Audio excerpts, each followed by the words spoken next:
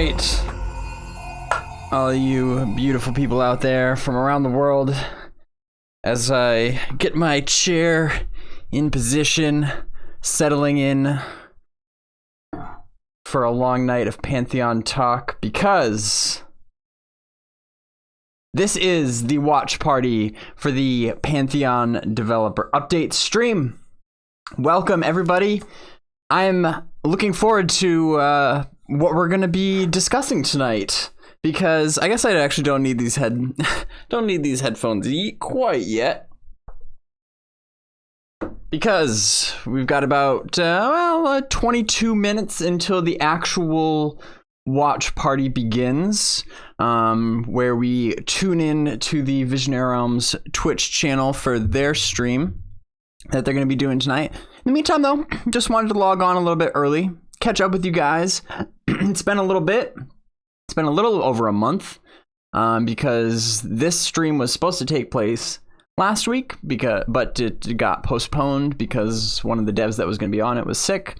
But everybody seems to be back to normal now. So the topic for that watch party is one that I think we've all been looking forward to for a while, which is a kind of follow-up to the last producer's letter that they did a little bit over a month ago, where they kind of laid out what their to-do list is for alpha, how much there is left to be done. And so tonight is kind of taking a look at that to-do list, expanding on, or going into depth on it a little bit more, explaining some things, and giving kind of progress reports as to what they have done since that producer's letter came out, which I think it should be a really good way to kind of get just a more tangible idea, I guess, as far as what their rate of progress is like and how things are going,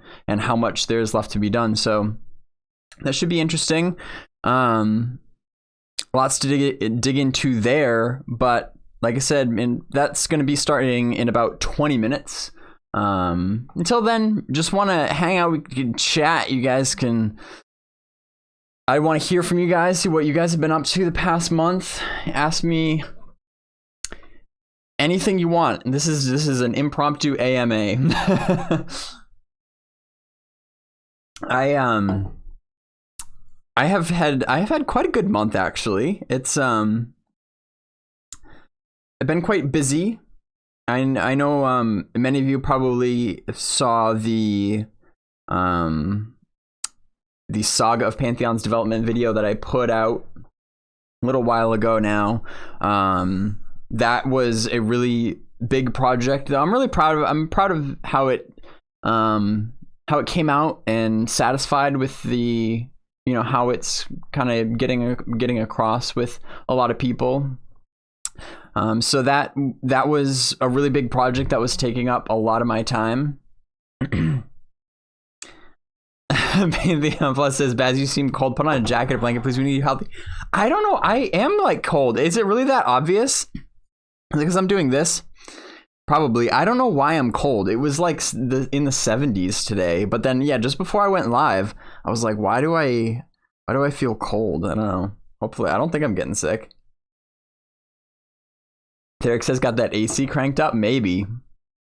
I might have to. I haven't checked. Need a stylin' hoodie stands in the fire. I do. Like I used to wear a lot of hoodies, and you're right. I do need a good hoodie, because I used to wear them a ton, like all through college and stuff. And that was just kind of my go-to. Like, it was just so easy. But then I think I got kind of tired of them at some point, and I like felt, I don't know, maybe they were just too baggy on me. Like, I was just wearing, like, the hoodies that I had were just way too big, and I just felt very like juvenile in them. And so then I was like, I'm gonna be a grown-up. I'm gonna start wearing sweaters. And so now I have all these like sweaters and stuff, which are also very comfortable and very warm. And who knows, maybe before the watch party begins, I'll go throw one on. Although, you know what, I was kind of counting on, because I have these two giant bright lights on me, and I know that as time goes on, as we settle into the night, these bad boys put out some pretty decent heat, start heating up, and I think I was kind of counting on that to bring me up to temperature here, but we will see. Walking Away says turtlenecks. I have not worn a turtleneck in a long time. I don't remember. I remember having them as a kid, so that could have been like 20 years ago, which feels weird. I don't feel old enough to be able to say that I was doing something 20 years ago, but that is probably an accurate statement now that I think about it. I probably haven't worn a turtleneck in 2 decades, and that's okay, to be honest. I'm fine with that. He had a black turtleneck like Archer, says Nader's Love Child. One black one and one slightly darker black one. Isn't that isn't that Steve Jobs like aesthetic? I feel like I would end up looking like Steve Jobs.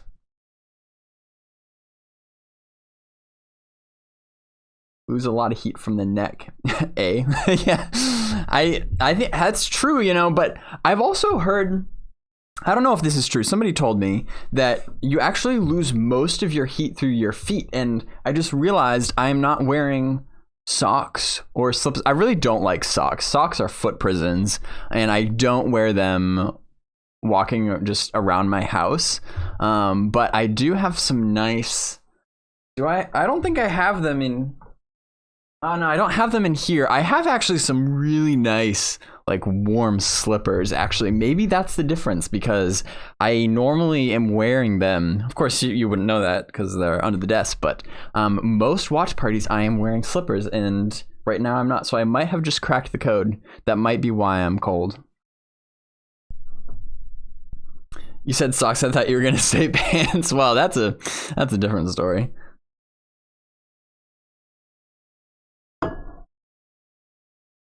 Anyway, how have you guys been? What have you guys been up to? I know I just kind of like went into rambling about myself, but Nathan has confirmed no pants. Yeah, because it's COVID time. Goofy Warrior Guy says the truth is you lose heat from whatever is uncovered the most, which is usually head, feet, or hands. I mean, that makes sense. That makes sense. Just reduce your skin exposure, I guess, and keep it all in. Yeah, that's right. Yeah, because, you know, I have in the past worn a beanie on stream. That so cozy, keeps it nice and warm. I don't know, it's like May. It's the middle of May. I feel like I shouldn't have to be getting bundled up. It's like I wanna kind of hurry summer along, and maybe putting that stuff away will give summer a hint to pick up the pace. Brendyn said, really enjoyed the in-depth video. That's the kind of stuff that keeps me hooked on Pantheon. I'm really glad to hear that. Me too. It was a lot of fun to make. It was really, really interesting. And you know, like I had already known most of it. But in my, you know, I didn't want to just go off memory either. So I always, you know, went back and like double checked, and sometimes the best discoveries are things that you just kind of stumble upon when you're researching something else. And so, you know, I might be trying to dig up some like reference for a particular quote or something, and in doing so stumble upon something else that I had either completely forgotten about or didn't even know existed at all. And that provided some really, really interesting insight. And so I was like, and so I kind of like take that into consideration, maybe find a way to like slide that into the video. It took me like a solid month of working on it very consistently, and which is a lot for like it ended up being like a 20-minute video. Normally I would be able to bang out a video of that length in a fraction of the time, but because I wanted to make sure that my facts were 100% straight, and really actually the hardest thing, this I spent a lot of time thinking about, is this understandable from the perspective of somebody who has even never heard of Pantheon or knows very, very little about it, because we all understand things based on our own perception. And so somebody who has been following the game for a long time, might be able to kind of fill in the blanks a lot easier than somebody who doesn't. And so that actually accounted for a lot of the time, even more than the research aspect of it. Is I showed it around to even some friends and family that were only, very mildly aware of Pantheon, and having them watch it and getting their feedback on like what doesn't make sense, what could be clearer, or that sort of thing. So, but I found that process to be very, very satisfying, and yeah, it did give me, in the process, even gave me a greater appreciation for the project as a whole, and just the like sheer determination that the developers have had in order to even get this far.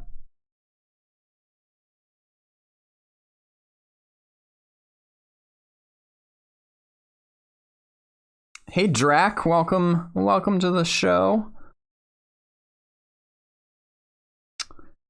Questar says, tell us more about the library. That was what I was gonna, you beat me to it. That's what I was gonna get into.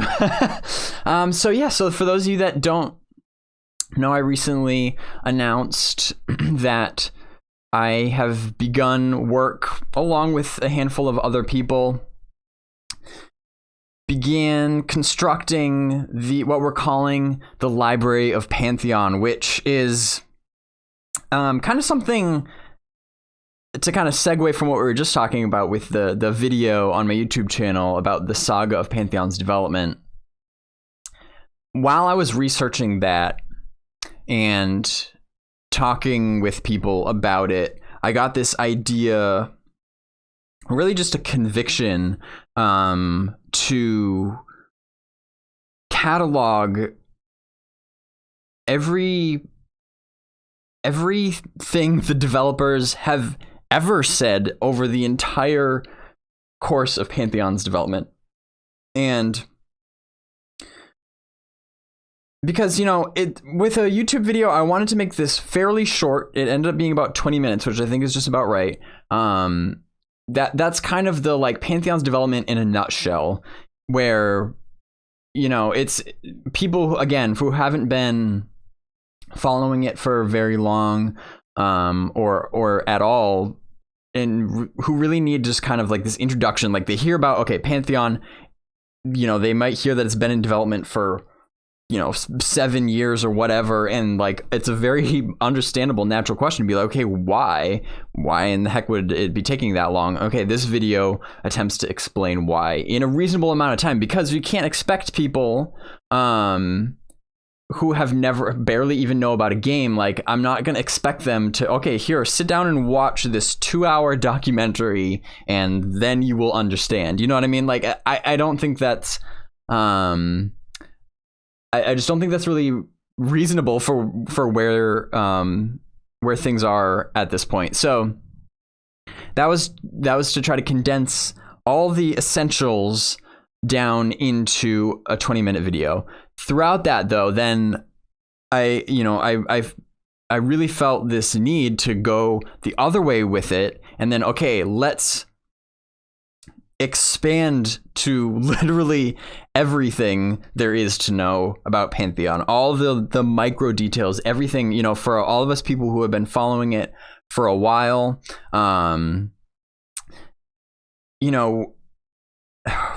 What's the best way to put this? I feel very strongly that, for one thing, at this stage in the game, it's very important that the people who want to be well educated about what Pantheon is as a project, that they have the resources to do that, largely because when alpha comes around, which is what we're going to be talking about tonight, alpha hopefully inevitably will bring a large influx of new people, new players, people who are newly interested in the project. And if the people who have been around for a long time aren't equipped to be able to answer the questions of those people that have been that are just coming in, I feel like that's really not going to get things off on the right foot as far as having just a well-informed community. Because the way that I look at it, the information that the developers put out is good information. Like, they put out a lot of good information, but it tends to get scattered across various different mediums. They've got the producer's letter, they've got the developer roundtables, so they've got the video newsletters that they're going to be doing tonight. They've got gameplay streams, which range from anywhere from 1 hour to 3 hours, and that's just the things I can think of off the top of my head. And that stuff is great for those of us who are willing to take the time to sit and watch all of these videos. That's great for keeping the, like, quote unquote hardcore fans involved and interested and excited. What it's not so good for, though, is from my perspective, many people who are just kind of observing Pantheon from a distance, and they might be somewhat interested in it. But again, like I was saying earlier, I just don't think that you can expect somebody who's only maybe mildly interested in it. They're not, like, there's so many other things going on in the world today, in the gaming world and in the real world, that I just don't think that you can expect those people to really sit there and read through all of the producers' letters and watch all of the videos. It's just not feasible. And when it's like very important information is scattered, like you have this one thing that's like really important that maybe was only mentioned once on like a forum post from a developer, and then you've got this other piece of the story that's also really important that was just mentioned once or twice, maybe even more than that, but it's buried within these 2-hour gameplay streams. Like, the information ends up getting very fragmented, and even it seems like even for the people who are really involved in the community and are really invested in learning about the game, it's still like, we only have so many hours in the day. It's still really hard to juggle all that information. Like, I've been doing it solidly for almost like 5 years now, where there has not been a day that goes by where I'm not trying to learn something about Pantheon's development or design. And so it just when I look out across the community, it just seems like everybody needs to have more easy access to whatever answers there are for their questions. And again, you can lead a horse to water, but you can't force it to drink. I'm not expecting everybody to do their own research, even if a way was, even if I offered a way for that to make it very accessible. I don't expect everybody to do their own research, but that's what I was saying. I think that there is a really big opportunity for those of us who are here now, who genuinely want to learn and educate other people that they might encounter.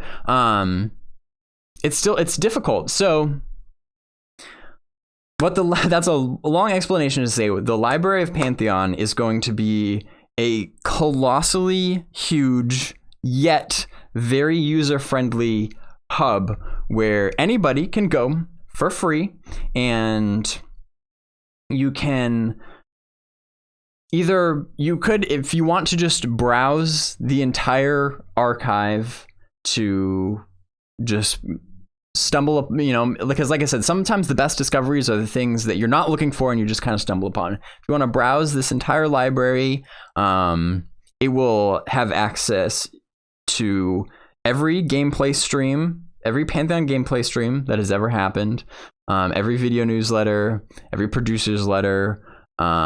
We even have dug up the archived versions of the old newsletters dating all the way back to the very first newsletter in 2015 that were posted on the Pantheon website that have been archived. They're not available on the website anymore, but we are digging them back up. Again, this is all a community effort. The developers are not involved in this at all. This is an independent thing. It's for the fans, by the fans, but I've assembled some of the just incredibly knowledgeable and organized people, and we are just digging, we are scouring the entire internet, every developer interview, basically anything, any official information. It's just not going to be any fan content. Like, this isn't just this isn't a BazgrimTV thing. This isn't a content creator thing. This is just aggregating all the information that has ever come from Visionary Realms at any point throughout its entire development. And you can browse it freely if you want, but alternatively, if you want, let's say you want to look up every time that the developers have talked about instancing, then you go there, you type in, you do a search for instancing, and it will bring you to the exact timestamps in every video, every interview, every roundtable, every gameplay stream, etc. Every time that instancing has been mentioned, it will, you'll see the list of clips for that, and you can click on the clips and you can watch it, hear it straight from the developer's mouth. And so that, in a nutshell, I'm running out of time because I've been talking a lot about it, and the watch party is going to start any minute now, but hopefully that gives you a better idea of what we're going for with the library. It's just very accessible information in the hands of the community, so that hopefully less people feel in the dark, because from my perspective as somebody who's been watching the game for a long time now, there's a lot of answers to people's questions out there that they're just not aware of. And I want to make that happen. Anyway, we're going to switch right over because I'm late. And welcome everybody to another Pantheon Rise of the Fallen stream, dev stream. Today we're going to talk a little bit about our road to alpha. Now, for those of you who have been paying attention, and most of you have been, we recently released a newsletter describing the steps, the features, and the things that we're working on to get Pantheon Rise of the Fallen to alpha. Now, we've talked with a lot of you over the past couple of weeks about it, and we realized that there's still a few questions. So we thought we'd do this stream to sort of go into a little bit more detail and tell you why we chose and prioritized exactly what we did. And hopefully that will give you a little bit of an insight as to what we're doing. But before we get into that, I did want to let you guys know that we are doing a 30-hour pre-alpha session this weekend, starting on Saturday at 10 a.m. Pacific time. For those of you who are not VIP pledgers, there's still time to get in. You can go to pantheonmmo.com/pledge and join up for the pre-alpha session. It's the first time that we're doing 30 hours. It's mainly to kind of test the back end, test some of the systems, and mainly to see how organic play plays out over that long of a session. We're going to see where the bottlenecks happen, where the busy times are, sort of get an idea as to what we can start expecting as we move closer and closer towards alpha. Additionally, next week, this might pique some of your interest, I'm sure. Next week, we are putting up a job posting for a content creator, which is kind of exciting for all of us. The So if you are a content creator who enjoy making videos, if you've got experience in writing, we will be putting up a posting next week on that. More details to follow, obviously, but keep an eye out on the forums, on Facebook, on Twitter, and see if you're a match. So without further ado, with me as always, sorry I forgot to introduce you at the beginning, Chris, is Chris Joppa-Perkins, creative director, a man who needs no introduction. How you doing, everyone? I'll let it slide this time. Yeah, Ronick. This one and only time. You'll notice that David's not with us today. Yeah. He, once again, is out retrieving corpses, so he will join us again next month. So let's get started. So if we take a look at the very first thing on our alpha list, the very first priority above everything else is classes. So Chris, why was classes top priority for alpha? Is mic level okay, by the way? Let me bump it just a little bit. I'm hearing through reading that you are loud and I am quiet and echoey. I guess I have a little bit of natural reverb in my voice, but it seems like it's more than usual. Sounds like he just needs to put his mic closer to his face. I'll add a bit more of a boost, but the levels look balanced on this. I scooted my mic up a little bit, so hopefully that's helping somewhat. It's good enough. Okay, well, while you do that, so classes, yeah. So we are talking about our prioritization for alpha, and maybe we can get in a little bit to the why. Why have we chosen these things as we talk about what they are in the order. But out of everything on the list, I think classes is pretty expected. Classes are the main way that we experience the game, and through the lens of the particular class, you're going to get such a very different, especially looking at where we're at come alpha and how the classes are continuing to develop. By the time we get to alpha, the experience of playing any one of the classes will be very unique, and we want to make sure that the fullest expression of what it is to play Pantheon from any one of those different vantage points is there and available. There's lots of different kinds of people, and people gravitate towards different classes for different reasons, and so that's one side of why we're choosing to focus on that. The other side, and probably the primary reason, because it's the reason that has the most to do with the development sense, is because every ability and every mechanic that we create and get functioning for the classes becomes a one-to-one opportunity for NPCs and NPC content and NPC functionality. And so as we look at building out all of the encounters in the game world and creating the kind of diversity of NPC and experience that stems naturally and organically from getting the classes online. And we'll touch on that a little bit too when we talk about things like the pet system, the ranged combat, and we've talked about that already. But that's really the main reason, is because we want to have as much to work with in getting all of our NPC encounters and content fleshed out as possible, and the primary way we do that is by getting the classes functional. So one of the classes that's coming to fruition soon, that's getting its final push, is the monk. Mm-hmm.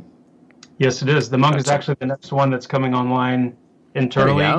The hope is that it will be ready by next pre-alpha session. So we have the 30-hour one coming up this weekend, and then the next one that we do, that's the goal, is to have the monk ready by then. So the viewers are seeing on their screen now some of the monk that back was pretty sweet. Mm-hmm. It's one of the things that, with the monk especially, that has taken some time, is just the animation suite that goes along with a class like the monk. If you held up a shaman and a druid, or a shaman and a cleric, you're not going to see a lot of differentiation when it comes to animation. But if you hold up something like a warrior and a monk, you can see that the monk just what has is a very that backflip unique. for? Everything flows out of a unique combat idol, which means that all of the animations they do in combat are going to need to have their own touch. And so that's a big reason why we tackled the monk. Why we're tackling it now? Why do you need a double backflip? Like, it's awesome, but why? We needed the time to get all the animations completed, and the sooner they're completed, the sooner we can iterate on them, polish them. And it's a lot of it the same as with the Ranger as well, because the range combat suite is coming along with them. We also have a lot of unique functionality with the monks too. They have a lot of charged abilities, which was a new ability type and a new mechanic that we needed to create. So, yeah, super excited about the monk. So you touched on it. The Ranger has some special mechanics as well, but the Summoner as well, for that matter. Mm-hmm. And both of these classes are going to require some special attention in terms of programming. They're a little bit outside of the norm, so that's why we're prioritizing those classes as well. Right. So some of the design tweaks have been changed. A lot of it has come from the pre-alpha sessions, from some of the feedback that we've been getting. So just wanted to send a shout out to our pre-alpha testers and thank you for all of your suggestions. It's certainly been helping in our design approach. So along those lines, we talked a little bit about the monk, we talked a little bit about the ranger, just very briefly, and we talked very, very briefly about the summoner. So let's talk about pets, speaking of summoners, and why pets is second on our list, and why do pets need to be part of Alpha 1? Well, pets really is the same conversation. We know we need to get classes in, and so part of that is getting the pet system online, because the summoner relies on them. But beyond the summoner, we have other aspects of the pet system that are necessary for the classes. So getting the summoner pets online and built out, for example, is a prerequisite for getting the charm ability and what we want to do with charm. Was talking with Kyle today actually about that, because we've been doing a lot of work on NPC combat awareness and combat functionality and making that more robust. We'll talk about that in a second. But one of the aspects of that is that NPCs use the same ability logic that players do, meaning NPCs have action and utility abilities, and they have a certain number of abilities available to them. And one of the cool things about that is when we think about charm, charm is not just gaining control of an NPC and then telling it to attack or stop. Charm actually gives you access in a discrete action bar to several of the actual abilities that NPC has that you can use at your discretion. And so charm is a pretty interesting and pretty important mechanic in Pantheon for enchanters. There's a lot of strategy that comes with what NPCs you have charmed, and how you're using them and when you're letting them loose to pick up something else. But then it also plays into the Ranger beckoning system, which is what I talked about on the roundtable. The roundtable that just did a couple weeks ago, where Rangers can go out and essentially tame different animals throughout the game world because of particular abilities that those animals provide to the Ranger through beckoning, where they can beckon that animal in combat and use that ability. So there's a lot of pet-related mechanics and support that will come through the summoner pets, and this all comes back to what is going to bring the most complete experience to alpha in terms of the different facets of the class play, the different facets of the NPC functionality. And that ties right in, as you mentioned, our third top priority is the NPC combat awareness. So why is that so important? I guess we've already sort of answered that, but well, it's also important because we've talked for a long time about how Pantheon is a challenging game, and one of the aspects of that is the strategic nature of the combat and the importance of being able to respond to what's happening, discern what's happening, and to understand that where there is challenge, there is a lot of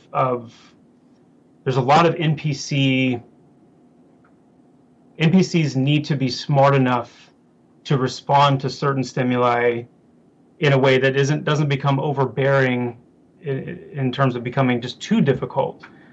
But for example, this is something we've been working on very focusedly right now, is this combat awareness. And what that means, for example, is our NPCs now can know that somebody is casting a spell in range of them that they're in combat with, and can use specific abilities based on that knowledge. So if I'm fighting an NPC and my group's fighting an NPC and I'm a healer and my tank's got it under control, and then I start casting a healing spell, that NPC knows that I'm a cleric, that I'm casting a spell, and that I'm casting a healing spell specifically, and they have an ability that they can use specifically to counter that, or specifically to, in preparation for that, something they can cast on another NPC nearby, to prepare them, for the healing that's coming in. And that, includes things like NPCs can know what any state that players are in, and respond to those in any way we desire them to. They can, sniff out the highest health, lowest health, or a certain percentage of health of any of their allies nearby, or any enemy, players they're in combat with. They can sniff for specific classes, specific races. They can sniff for specific abilities and buffs that are present on specific targets at specific times. And again, the key is that now they can utilize and wield specific abilities that are part of their loadout and designated to respond to those different stimuli. Sorry, I didn't mean to cut you off. Go ahead. Please. No, I was just going to say there's a lot of depth to that system in and of itself, and in fact, there's so much that we're planning on a completely separate stream entirely on NPC combat awareness. So stay tuned for that coming up. And look for that this coming weekend for our pre-alpha testers. This is all, right. Everything I'm talking about right now is stuff that you guys will be experiencing in just a few days. So looking forward to the feedback. So that brings us to our fourth priority, which is the URP and networking. And given the importance of this, the URP is basically a universal rendering pipeline. Now, the networking portion is also equally important. What this is going to do, obviously, for an MMO, is super important because you have a lot of people connecting a lot of the time. So you want to make sure that things are running as optimally as possible. That's the short of it. Kyle and Rob can get into a much deeper discussion about it than I can, but that's the high level look at it. So it's understandable why that is so high, but why is it not in first priority? And Chris, I'll let you answer this one. Why did we not put this at number one? Well, it has to do with prioritizing and sequencing your development efforts in a way that allows the most people to be most productive as possible. And I mean, to put it in very simple terms, if Kyle and Rob went heads down underwater on these specific elements right now, we as a design team, or we as an art team, or we as a content integration team, we only have as much runway as the current tools or the things that allow us to generate content will give. And so the more things that we get online, and the more tools that our programming team is able to get functional and bring to a certain point, the more systems that our tools can support more deeply, the more runway that we have as non-programmers to generate content and push the game forward. And so what we're doing is we've identified the major things that we want to lay out runway for, that can be being worked on concurrently while this URP and networking push is happening. So, I mean, to simplify it even more, we want to make sure we can keep developing core aspects of the game while networking, or while programming goes into this hyper focus on getting the networking stack and the URP transition knocked out. We've said a couple of times already, we're looking at a couple of months of focused work on that for programming. But that can't mean that we have a couple of months where the game isn't, moving forward. So we're just trying to poise and position the development efforts right now so that we can have the most runway to keep pushing things forward while that work is being done. It's really as simple as that. Right. Fantastic. So another super important part of MMOs, as anyone of you will agree, I'm sure, is the social aspect of MMOs. And the biggest part, arguably, about the social aspect are guilds.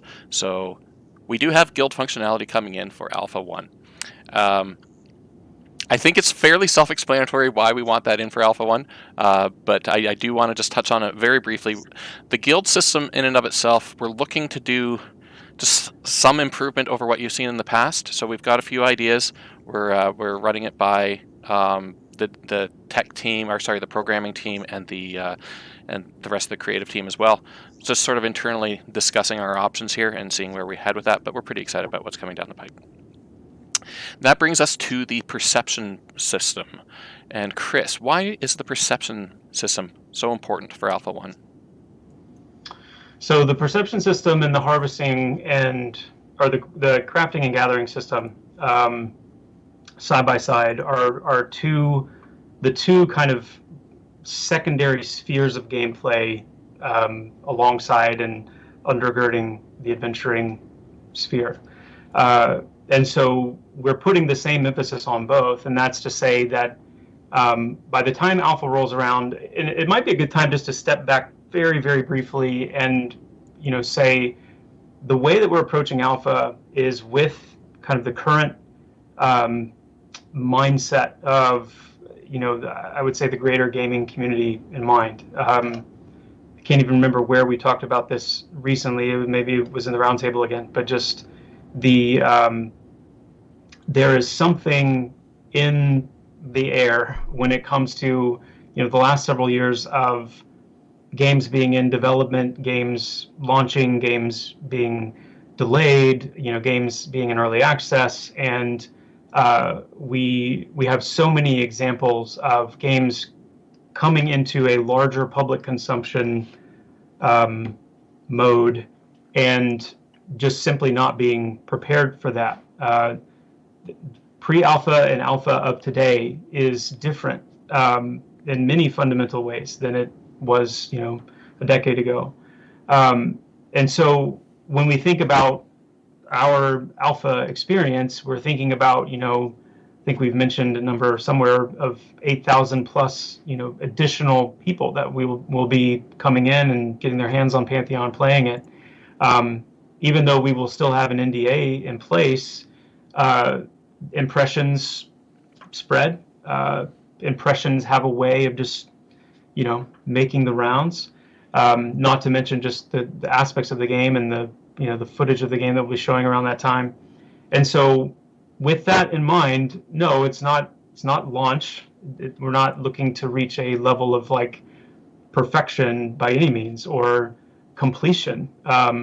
But we're looking to make sure that the major pieces of the game, the major pieces of the experience of Pantheon are in place, and the perception system and the way that it, the specific and unique mode with which it brings story, content, and lore and context of the world to bear on the player and the world at large, the population of the players, the crafting and the gathering system, and how iconic and how fundamental that is, especially in Pantheon, to the way that the itemization and the economy of the game is enriched and contributed to.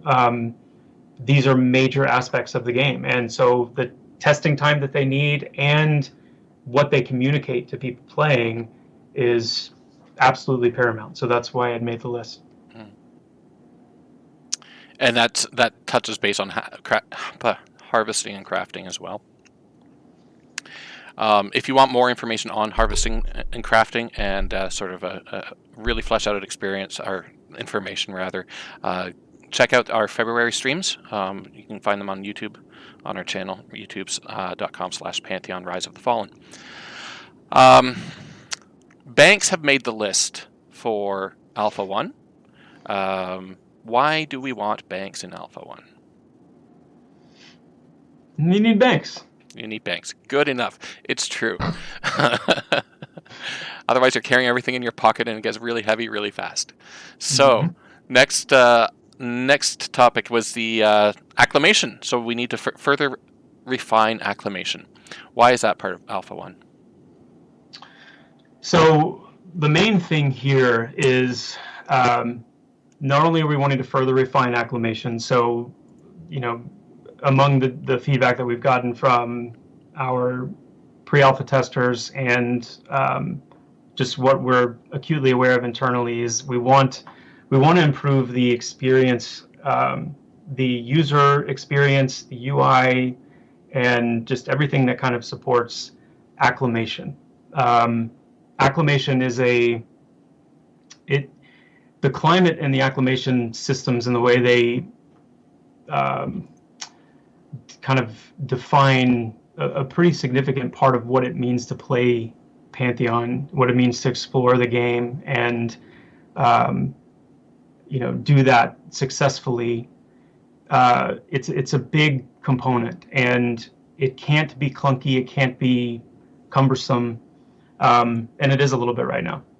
It's difficult to navigate that aspect of the UI, and we want to improve that process. We also just want to make it a more, pleasing, visually and sonically pleasing experience. But fundamentally, it's wrapped up in a greater user interface, UI UX pass that we're going to be doing on several things just to improve that experience. But we also want to get additional climates into the game as well. So right now we've shown frigid, we've shown toxic, and come alpha, we're going to have scorching as well, and as well as wind shear. So those four are you can expect to see those. Now we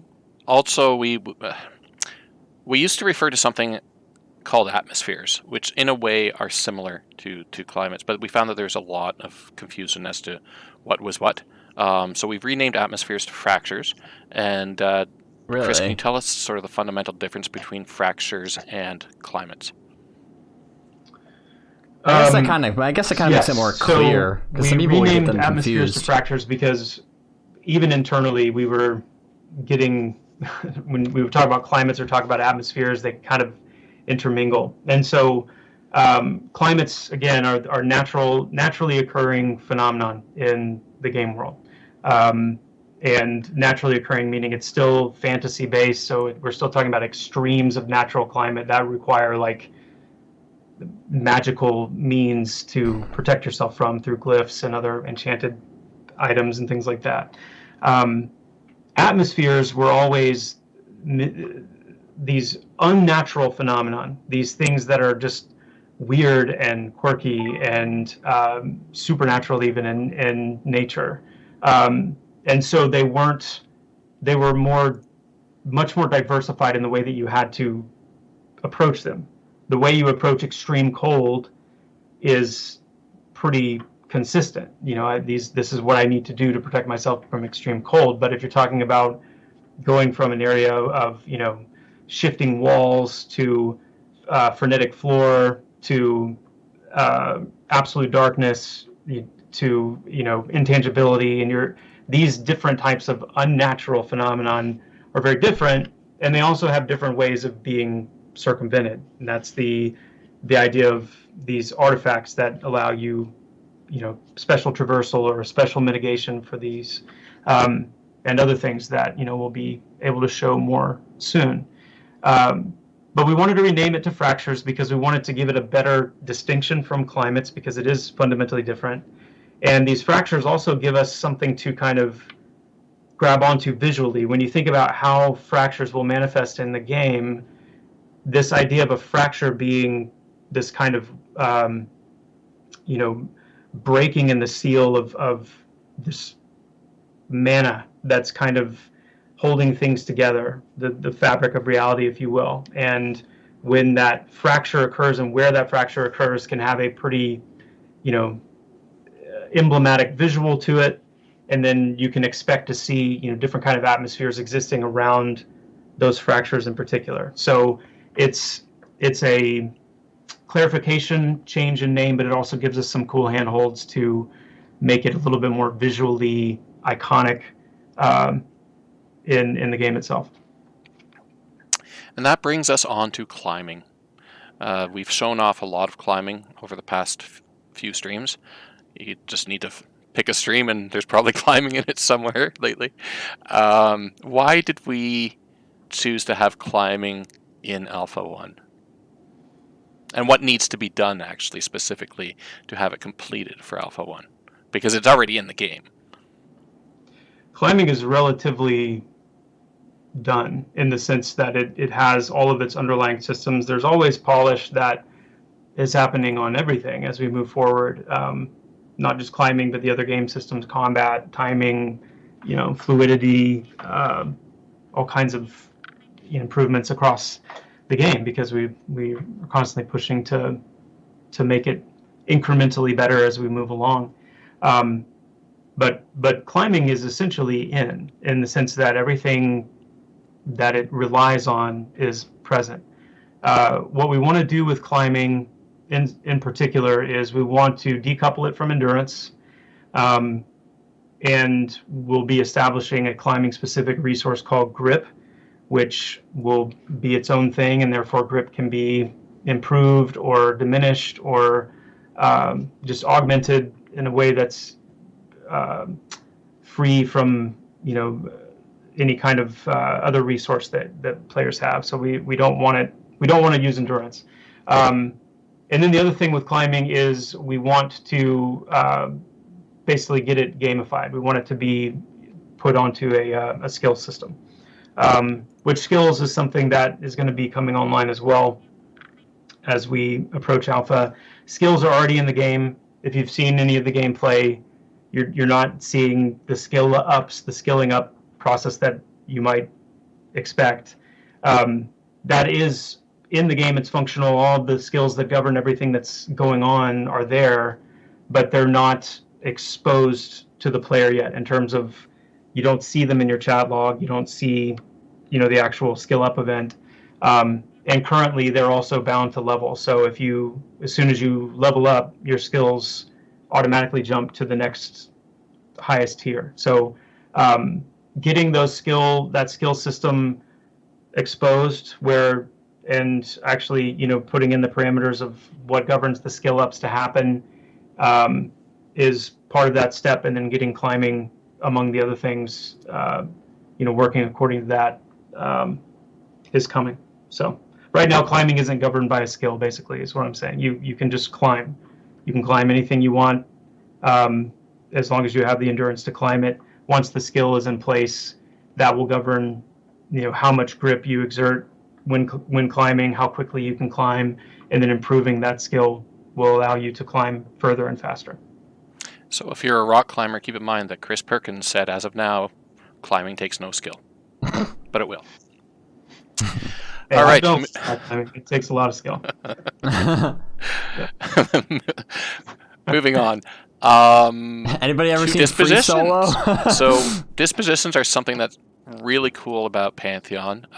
You have seen a disposition. We have mentioned it.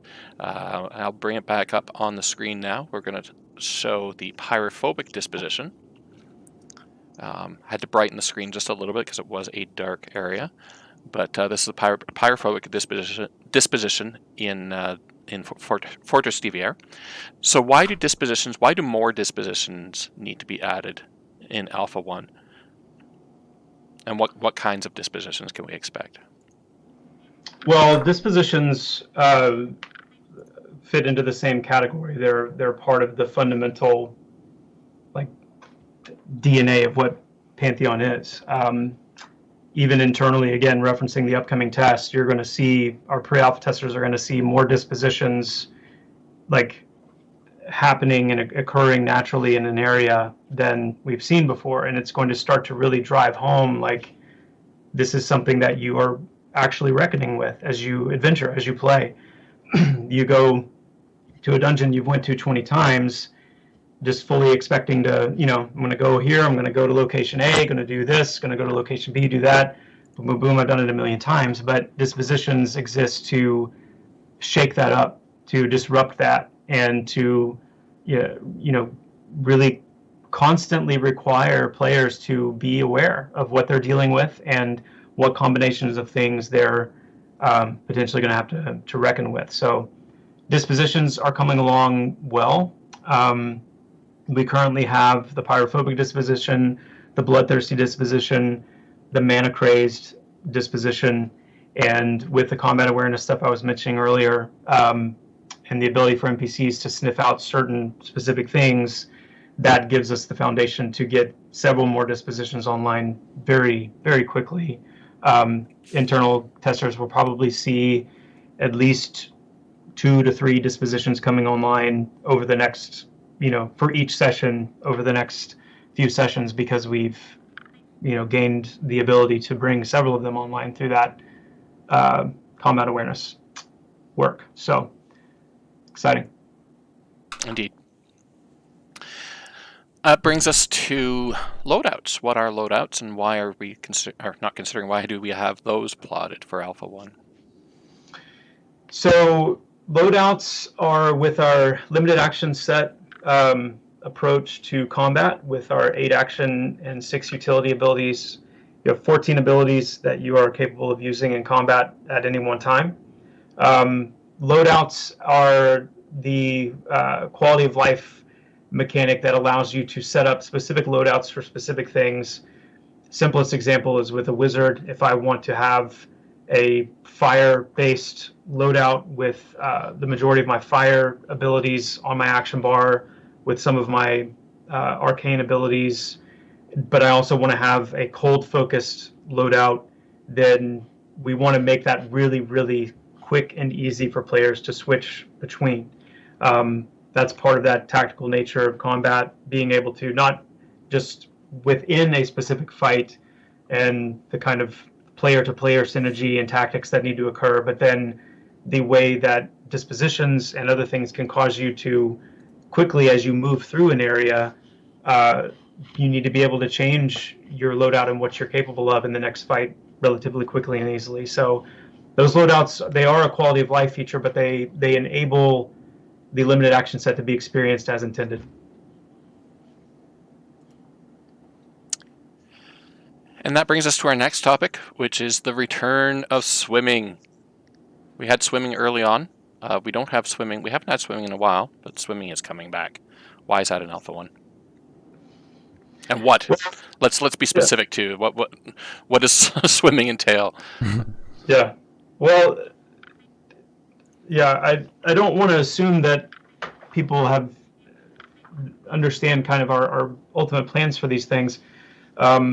So just to say briefly, like, swimming in Pantheon is not going to be like the typical MMO swimming experience that you'll see out there, in the sense that it's not going to be like overland content underwater where fighting a bunch of NPCs appear in a POI and then I go underwater and there's a bunch of NPCs around POIs right underneath. And swimming is going to be more kind of the mysterious, open, expansive, murky depths kind of approach, where yes, there are going to be NPCs under the water, but they're going to be fewer and farther between. What really opens up for water is the exploration and discovery aspect of Pantheon, which is one of the deepest pillars and threads that runs through everything that we do. And so the ability to explore the water and, find those nooks and crannies, push yourself, push your fear of swimming deeper and further and risking running out of air because it looks like there's, a pocket down there with a bubble of air I can refill my air with and keep going and see what's deeper. But then I've got to, as I get deeper, I'm starting to deal with, the anaerobic climate, but also the pressure climate that's starting to get more intense. And by the time I realize I can't get any further, I see something in the distance that looks like it would be incredibly interesting, or there may be some really unique gatherables down there, or some kind of treasure or some kind of something, but I just can't. The pressure is becoming too strong. So I've mentally mapped that in my head. I know I need to come back later once I have enough acclimation to pressure that I can get further and get down there and see it. That's a big part of what it means to play Pantheon. And so these are the kind of things that, we're we're not planning on going super deep with underwater content for alpha, but we need some moments like that. And we also just need to be able to run into the water and swim. Again, that goes back to that, like what is this standard of public consumption that we want to be at for alpha? Do we need the perfect swimming animation? No. Do we need the perfect underwater visual? No. Do we need really compelling underwater content? No. But we do need to be able to run into water and not literally just run on the bottom and look like we're clipping through the world. So we want to get underwater volumes in. We want to get a swimming system in place, which we already pretty much have. And then we want to have a bit of a visual dialed in, and we want to start building at some of that exploration and discovery aspect of swimming at the very least. Right on. So we also mentioned that we need an LFG tool for Alpha 1, which seemed to make sense to us because, again, it is a massively multiplayer online game, and we do create a lot of group-based content. So it seemed to make sense to us that people are going to need to find people to game with, to play with. While we can't get into any details about the LFG tool today, I can tell you that this ain't your grandpa's LFG tool. It ain't your papa's LFG tool no either. So it's going to be pretty cool. Can't wait to show it to you once we get that sort of fleshed out in the game a bit. Next item was factions. So why do factions need to be part of Alpha 1? And how do they play a part? How do they affect Alpha 1? Our goal with factions are already in. They're already functioning. The faction system is fully intact. We just want to expand that out further and continue to build that out so that the role that factions play in the world has a larger, deeper footprint than it does at the moment.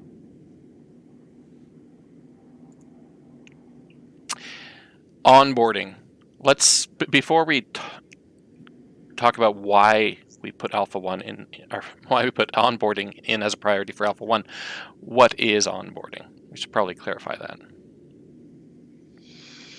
Onboarding is just the approach to how you bring a new player into the game. It can be really heavy-handed in the form of in-your-face tutorialization that almost forces control over your player and causes you to do everything piece by piece. But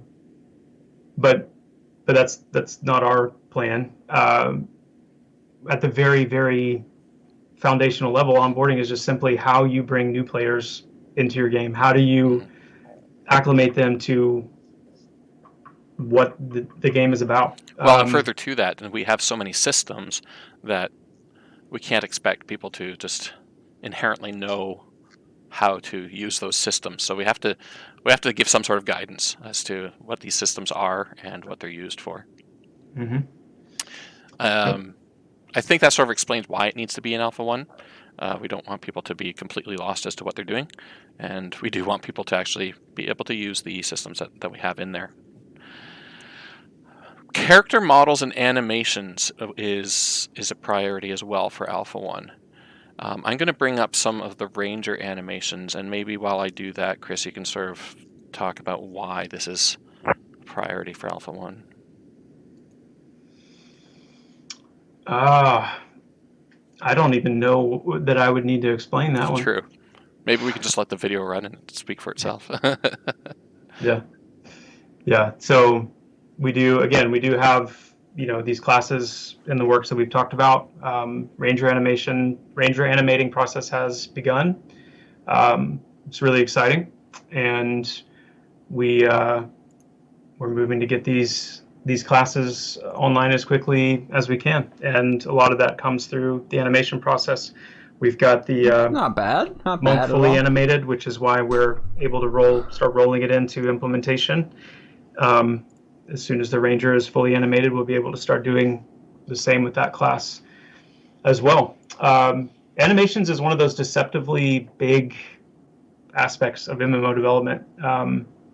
A very thick bow. Totally forgetting about the NPCs and the bipedal and the quadrupeds and the others, and all the different animations that are necessary for those. The player classes require a significant amount of animations. Many of them are shared, and then several, like the monk, like the ranger, have quite a few unique ones as well. So, but yeah, the character models and character model animations, the NPC models and animations, pretty clear why that is important. And we're doing our best to push forward on all those fronts. And that brings us to audio. We want more audio. We want better audio. Chris, you came on originally as the audio director for Pantheon. You've switched hats along the way. You still hold that position as well. But if anybody can give us some insight as to why audio is so important in a game, I think that person is you. Yeah, well, it's super important. It's important for immersion. And I think of immersion, if you're going to be immersed in something, it has to be, this is one of those things that it's hard to put into words. But there's a kind of trust that you have to have in a thing to take whatever it is on the inside of us. I mean, humans are pretty incredible creatures in terms of our imagination engines and the way that we're able to almost exist ourselves inside of an experience. And it has to be load bearing and capable of holding that and handling that. And the degree to which something is immersive is the degree into which you can exist yourself inside of it. And audio plays a huge role in that, and the consistency of audio and the believability of audio and the imminence with which things exist as you are existing inside of that thing. So that's one aspect of it and why it's so huge. The other one is in the user experience side of animation. So, and these are often little things, little audio cues, little subtle audio stings and thumps and the very small, intricate sounds that create, when you click on something or you move something or you pick something up in your inventory or drop it, or you click on something in the world, or you open a window, or you get a private message from another player, or whatever it may be. That is also a big part of onboarding. It's a big part of polish, and it's a big part of helping the game communicate itself to the player well. And so it's a really big undertaking. And I'm excited that we as a company take it seriously. We as a team take it seriously. So yeah, expect really good things on the audio front as Alpha rolls around. So throughout all of these systems, and keep in mind, folks, that this isn't a complete list of everything that's going into Alpha. These are just some of the biggest things to watch out for, to be aware of that's coming into Alpha. Some of the headlining items, as we might say. But throughout it all, too, something that is equally, if not more important in some ways, is the content that's going into the game. So, Chris, if we could just take these last few minutes and talk a little bit about why we're focusing on levels 1 to 30 and sort of how we approach, or how we plan to approach Alpha and the phases of Alpha. While you do that, we're going to drop a bean here in form of a map. So, out of everything we've talked about today, I think we can sum up in one kind of phrase: content is king. Content will always be king. This is significant. And Hold on. that is the most important goal for moving into Alpha. There needs to be things to do. What we're showing right now is the content of Kingsreach in its fullness, the actual Interesting 3D terrain of Kingsreach exists perfectly on top of this map. This is not a concepted map in a abstract sense. It is the actual terrain of Kingsreach. And then these locked areas represent our pre-thinking in terms of expansion and, you know, how, what, where, and how different areas can open up into further parts of the game world as the game ages and moves along. Pretty big. That's pretty big. So filling this world, and this is one continent. This is the continent of Kingsreach. The continent of Rainfall and Whitethaw are also part of the launched game. But for Alpha, our goal is Kingsreach, and we are approaching that in phases. And so when we launch Alpha 1, we are launching with a 1 to 30 experience in mind and the zones to match that. Where's Mangle Rock? I didn't see Mangle Rock. We want to have the starting areas for the three Kingsreach races in place. We will have provision made for the non-Kingsreach starting races where they will temporarily be able to start and begin their journey on Kingsreach in the alpha sense. And then we want a contiguous flow of zones that allow for that 1 to 30 experience to unfold. And so we're excited to show that because it represents this, you know, the solidified game world and our 1 to 30 phase. And I think just to make it very clear, like this is the beginning of alpha, and then throughout the alpha testing, we will expand that 1 to 30 experience to include a 1 to 40 and eventually a 1 to 50 experience when all of Kingsreach is brought online. So, yeah. Anything you want to add to that? No, that sums it up. But the phase Mangle approach Rock. I didn't really see Mangle kind of Rock. important so that we can keep. Which I remember they said they were working on. It's a unique situation when you're in development, doing development the way that we are, and with you guys too, crowdfunded and a lot of people interested. You really need to plan around these sort of phased releases, or these phased approaches, I should say. So it seemed to make sense for us for Alpha to start it off that way. You know, get the 1 to 30 in there first, and then move on from there. As you were testing out 1 to 30, you know, we're putting in the fixes as well, but we're also looking towards the next phase and more content and more. I thought so. Systems, I mean, it was. So.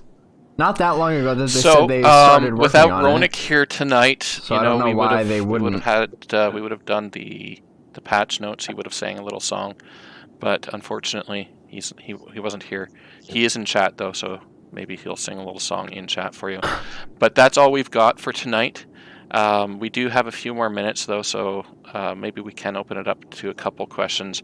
I'm surprising the mods by saying this because I didn't think that we would have time for questions, so I'm not sure if they've gathered any.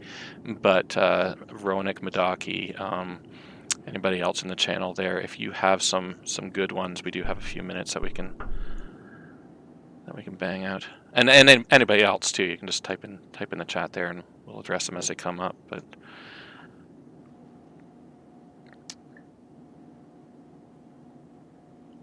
so in terms of a timeline, no, we're not sharing a timeline yet. Once a timeline is 100% solidified, then we can share it. But that's not coming right now. No. When can we see the new class race matrix or hear some new combinations? That's a web design thing. I think we can probably put one up relatively easily. Let me get with Ronick and see what we can do about that. Can we hear anything about the infamy system yet? Sounded like it was about preventing super hardcore players from excessively. We will not do anyone any good trying to cram that into the last few minutes here. Yeah. I think that's fair enough.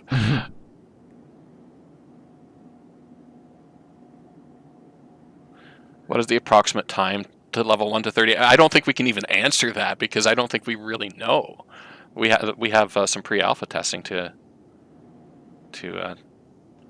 figure that out. What's our target though, Chris? Maybe that would. Our target for 1 to 30? Yeah. Do we really have a target?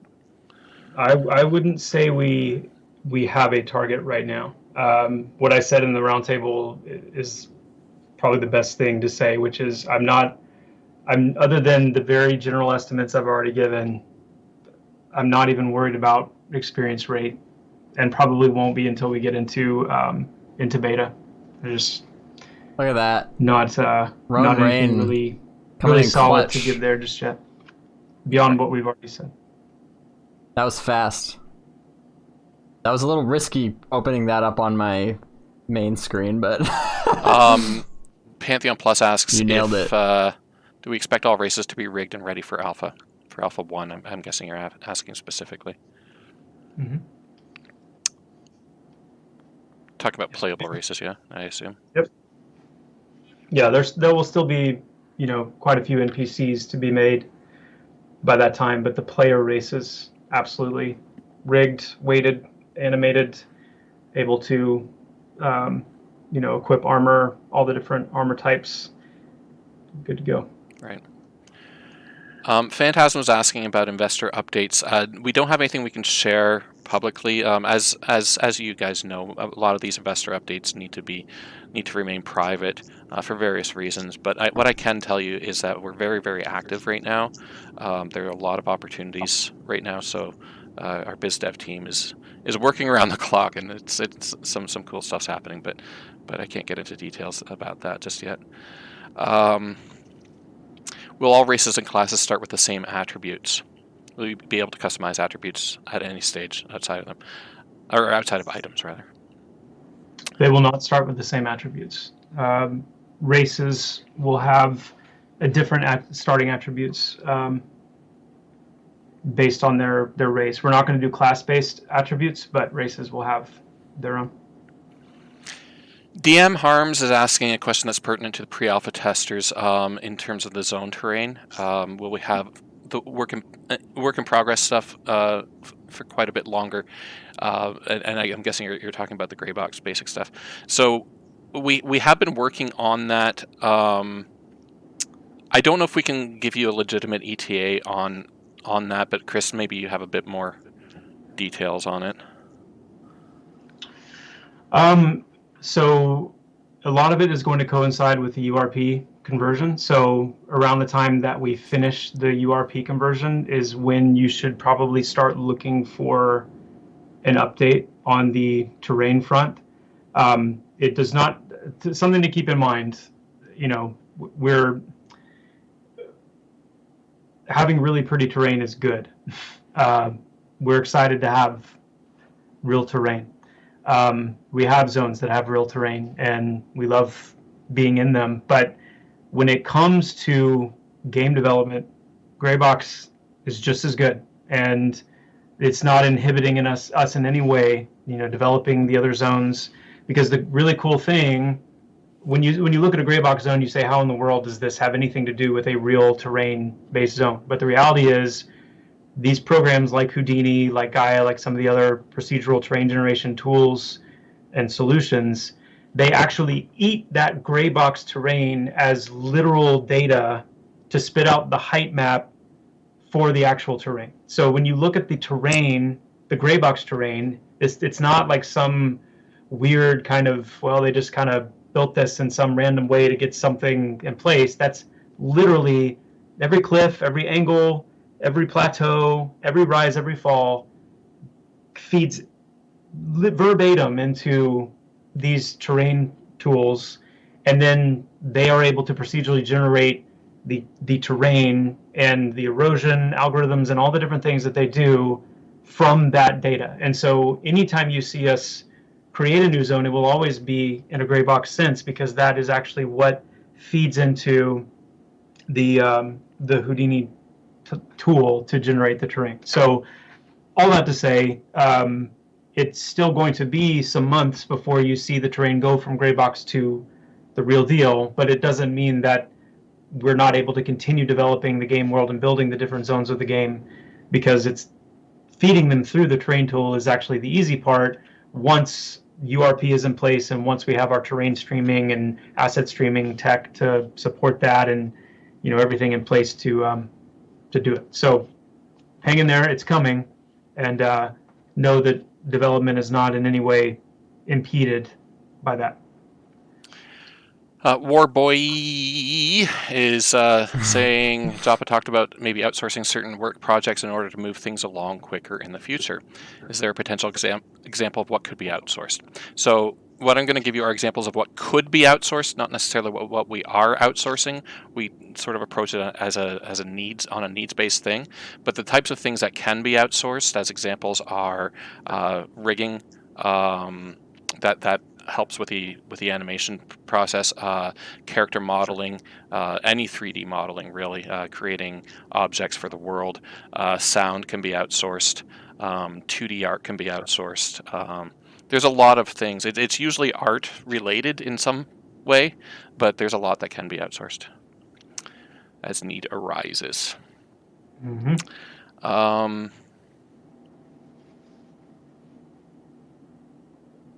Okay, I think we're sort of coming up on our time anyway. I know there are a few more questions. I apologize I didn't get around to all of them. There was a bit of scrolling going on, and now I'm getting a little bit dizzy.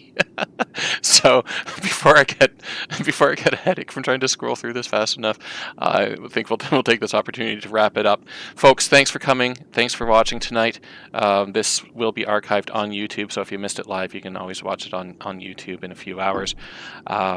And again, once again, thanks to our pre-alpha testers. You guys have been amazing. You've dug up things that we never would have thought of. You've given invaluable feedback. And just a reminder to everybody that there is another pre-alpha session coming up on Saturday through to Sunday. It's a 30-hour session, so lots of time to get in there, lots of time to play and do it on your own schedule. So the servers will be up for 30 hours. It's going to be good. It's going to be good.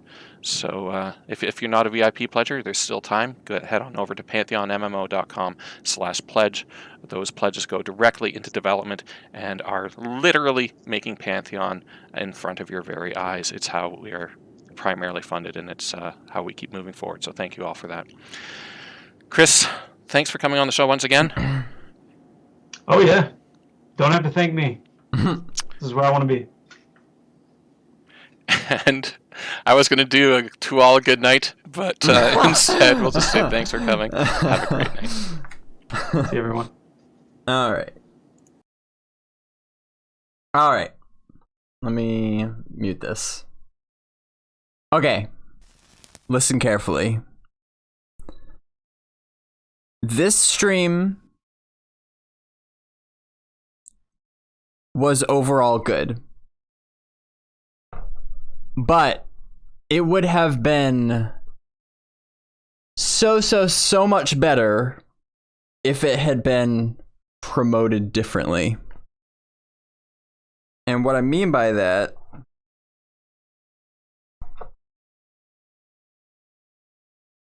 is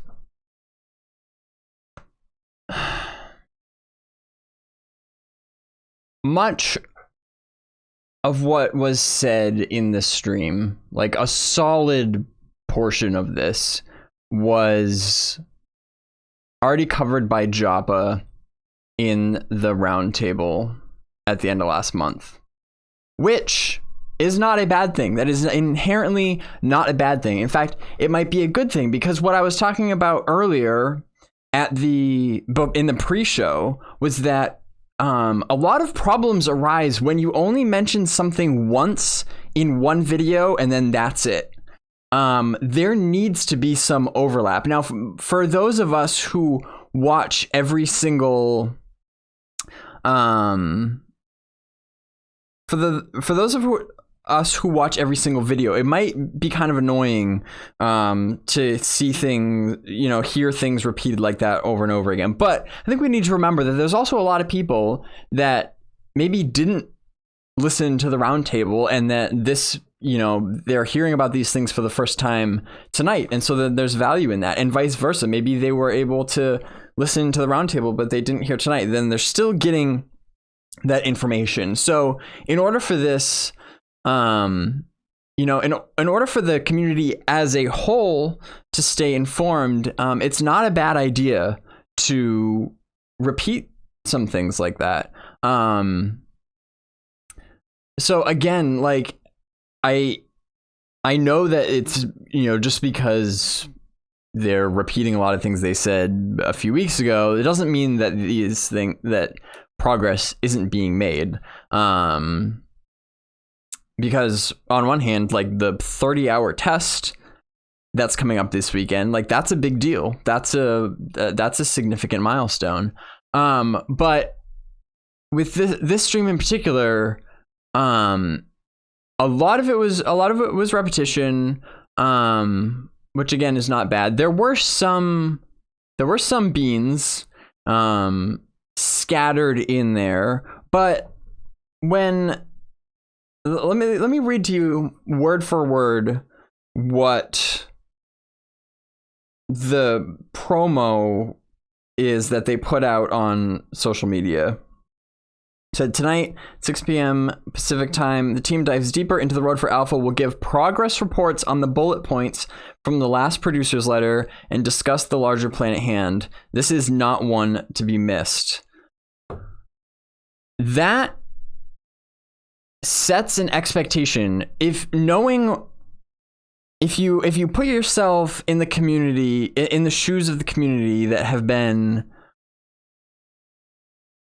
looking forward to Alpha for literal years, when you say progress reports, like that's specifically the phrase that I'm dialing in on. If this stream is all supposed to be about progress reports, that's setting an expectation that this stream did not really meet for the most part. Now, again, there were some things scattered in, like animations. I actually thought were quite good. That was a nice little tidbit. That I guess is technically a progress report. That was pretty good. The map of Kingsreach pretty much saved the stream, in my opinion, because that's actually pretty significant to be able to see a map of Kingsreach to scale. When they have said, this is our goal for Alpha 1, how many zones, how much content there is going to be in the world, being able to see it mapped out like that is perfect. Especially to scale, especially having some sort of rough idea of, like, I've talked before when I for example, when I did the gameplay stream with Pantheon Plus and Nathan Napalm and in March, before I recorded the gameplay in Fortress d'Evair, I was very fortunate to have a chance to wander around Fairthale for quite a while. And I have, even though I can't show that footage as much as I'd like to, I can talk about it. And being able to just wander around Fairthale and get just a sense of my own on how big, like freaking huge it is, that gives me an idea. Okay, then I can look at, if this map is to scale, I see how big Fairthale is, and then I imagine, that multiplied over across the span of these other zones. Like, that actually is a pretty huge world. Now, again, so that is exciting. That's legitimately exciting. But again, if you're going to use the word progress reports in your promos, then the appropriate follow-up for showing a map like that would be, okay, then, here is how many of these zones, like what phase of development are each of these zones in. Doesn't need to be precise, but like, aside from the animations, I mean, I know Joppa talked about, the dispositions that are in the game, more specifically, and, what was coming next down the pipeline for that.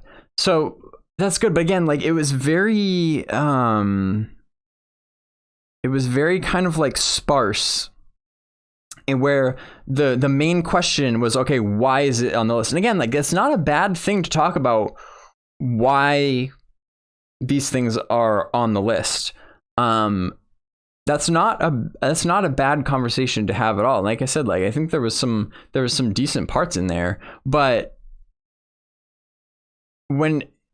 if progress reports is the main thing that this stream is supposed to be about, then the question shouldn't be why is this on the list. It's like, where is this at now, and more importantly, what's left to do. Like, I don't think somebody could watch this stream and really have that much better of an idea of like how much work is there left to be done. Again, why these things are important for alpha is important, but it's not a progress report. It's just not. Again, I want to reiterate that doesn't mean I know that progress is being made. I'm not concerned about that. I'm concerned about the disconnect in communication and the expectation management, because I don't think it's that hard to see that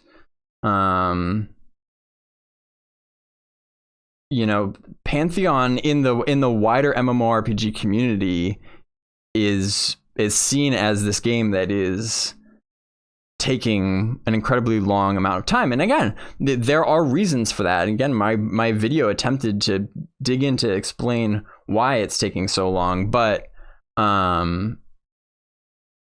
so when you say that you're going to give progress reports, and then really the main question is, why are we doing those things? That's great for us who follow it every day. So I'm not concerned for myself or for any of us who follow the game on a regular basis. I'm concerned about the optics for how that appears to people, to the many people who don't follow the game as frequently. So I just figured I'd point that out. But again, the network test that is coming up this weekend, that is that is by far the longest test that there has ever been, and that's a great accomplishment. And now I wanted to kind of address some of like the points that I saw earlier in the streams from some of you guys about what this test is really supposed to be, and the as far as the network goes and the new network code. So this isn't test. I think it's worth clarifying. I don't think they really clarified it that much, but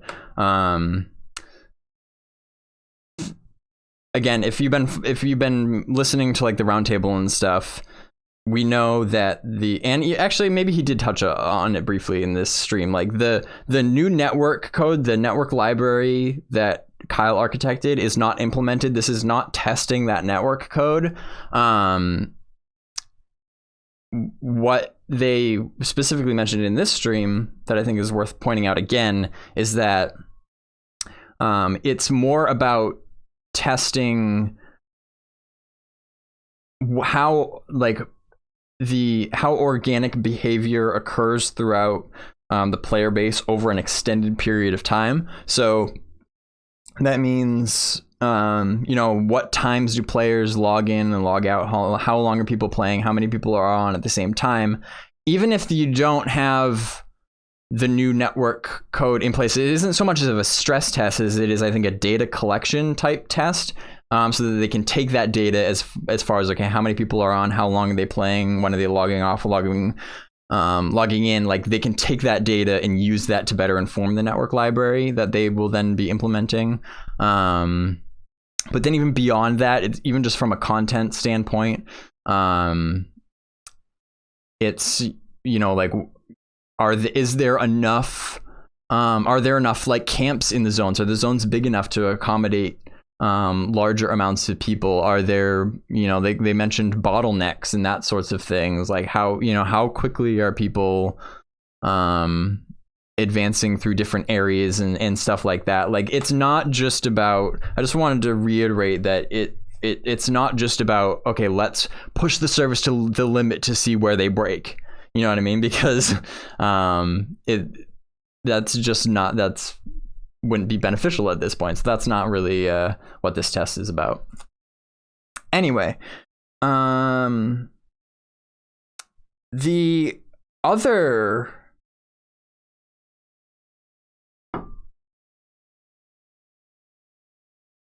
thing that I wanted to point out, the little announcement at the beginning that they're hiring for a content creator, which again is excellent news, because in my pre-show I was talking about how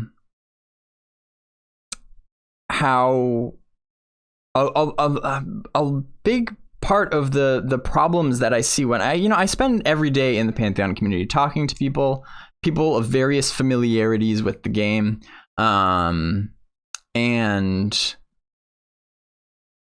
how that inspired my undertaking of the Library of Pantheon to make information more accessible to people. A big part of the reason why it seems like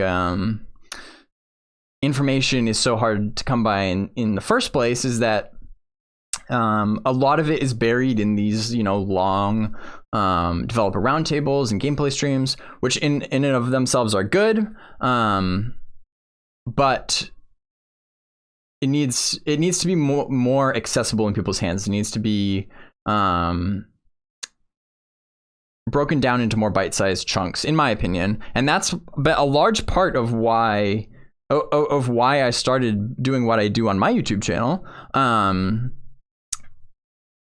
But I've been coming to the realization even more so lately that like I can't do that alone, and I'm gonna quell the any speculation that there is now. Like, I'll just go out and say that I'm not going to be applying to that position, because I feel very strongly that there is still a lot that I want to do for the community that I feel will best be done as part of the community, such as building the Library of Pantheon. I feel very strongly that needs to be independent, a part of the community. Like I said, it's for the fans, by the fans.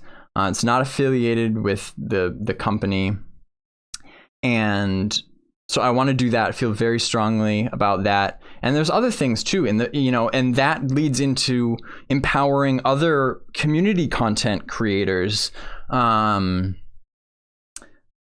that I just think is so important for building up the community. Like, I want to get more hands-on with building other people up. Again, as we get closer into alpha and stuff, and more people are joining the community, there's inevitably going to be people who want to start making videos about Pantheon, and I want to help with that. And I feel like I will be able to help with that better as part of the community. So I just want to make that clear. I'm going to be staying as part of the community for the foreseeable future,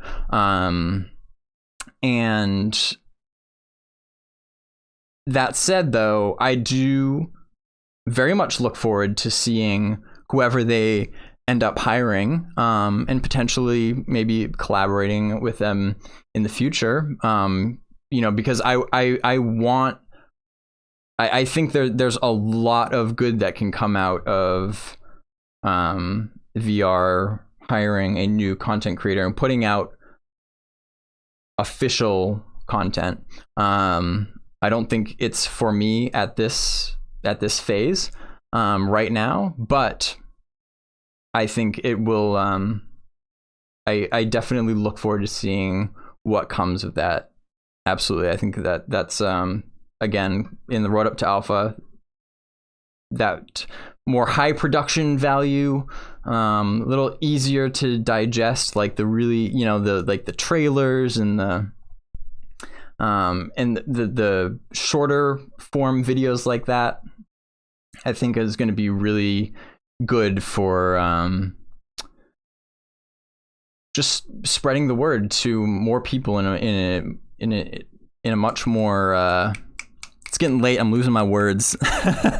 Much more just fluid way, getting stuff out there, you know?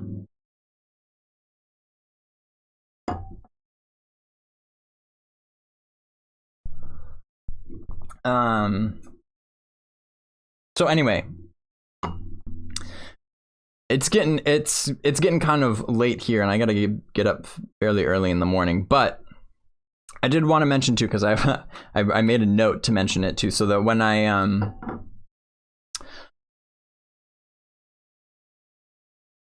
working on the Library of Pantheon, I got kind of cut off in my pre-stream. I was talking about it during the pre-show, but got cut off by the stream, which so rudely interrupted my monologue. But anyway, what I was going to say is that the library is going to be a huge hub of information, very user friendly. And we are planning on launching it in August of this year, which gives us about 3 months. I think it should be doable. Like I said, it's a huge amount of work, but I have some really smart, hardworking people by my side that are helping with that, and I feel very confident that we'll be able to get it done by August. I wanted to mention it though too, because that probably means that during that time, the content that I put on my YouTube channel might be slightly less than usual. I'll definitely continue to make content. Like, for one thing, I'll keep doing these watch parties. I'm going to put the recording of this up on YouTube tomorrow, hopefully. And I will continue to cover news as it comes out, because again, like, you know, it still is very important that the news be easily consumed by people who don't have the time to catch these full streams. And so, you know, I'll keep doing watch parties, keep doing the Baz Flash. You know, if any big news comes out that I need to cover, that I feel that needs to be discussed in more depth, I will absolutely be doing that. But as far as like the deep dives, I'm not really planning on doing many of the deep dive kind of, you know, more meaty, like those 15 to 20 minute videos, because I'm doing the ultimate deep dive, which is immersing myself in the entire wealth of Pantheon information. And that's because, again, it goes back to that this idea where in the long run, I think it's going to be much better for the health of the overall community if that information, like the research that I do to do those deep dives and those more in-depth detailed videos, it doesn't feel right to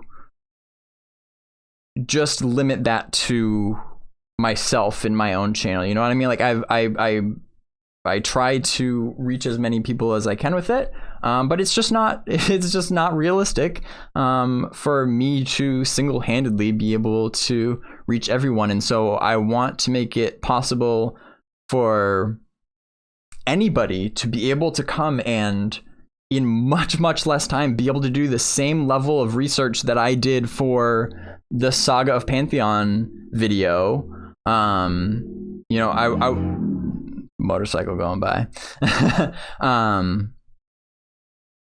I want everybody to just have all of that information at their fingertips, so that anybody, you know, that you encounter, you can share that information with. I think is going to be a lot better in the long run. So that's what I'm doing. That's what I'm up to. That's what I'm going to be up to for the next few months. like I said, I'll be kind of it's the ultimate deep dive, but I will still, you know, very much do my best to stay in touch with you. I'm not going to be disappearing for 3 months or anything like that, because this is when it gets real. You know, the game is, you know, it's approaching a very crucial turning point, and it's really exciting. And now is the time to be paying attention and, you know, engaging with community, because this is the rubber's going to be meeting the road pretty soon here, I think. So that's where I'm at. That was a little bit of a rant, a little bit of a rabbit trail. I gotta admit, I kind of lost track of chat here for a little bit.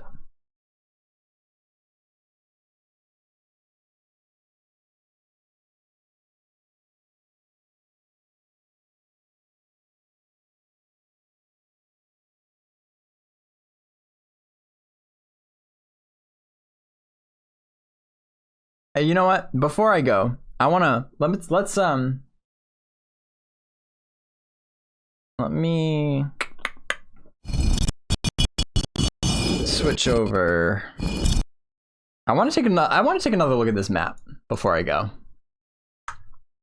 because this is the coolest part of the stream by far. I want to take like a closer look at it here, because it kind of disappeared during the stream before I really had a chance to. Okay, so locked post-release.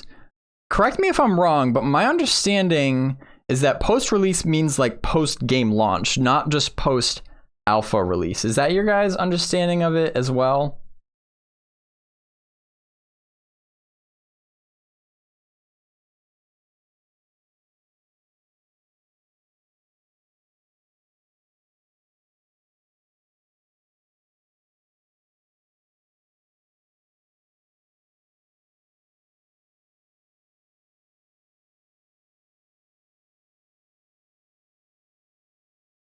Sorry, I'm still getting caught up. Okay, Joppa said that this would be for future expansions or free DLC. Okay, so expansions. Okay, so this in the colored areas are what it would be out at, like at the end of alpha and into beta and launch. So we don't know necessarily which of these zones will be available or unavailable at the beginning of alpha, but I guess that's okay. Okay. Some interesting things. I actually, you know I said I was getting kind of late here and I need to go to bed, but this is interesting to me, and I want to sit on this for a little bit. Let me pull up the previous map.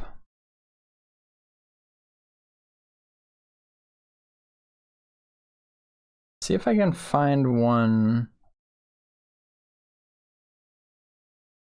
Find like a.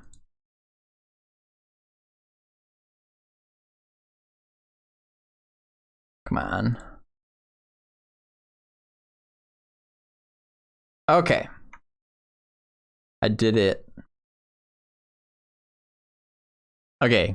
What you see on the screen right now is the most recently announced map that they showed tonight for alpha. And that's to scale. What you're seeing now is to scale. This is what they had. Whoa. This is what they had before. I wish that, let me see if I can. Am I fancy enough to be able to do a side by side? Gonna be able to see that. Kind of. And then let's pop this out.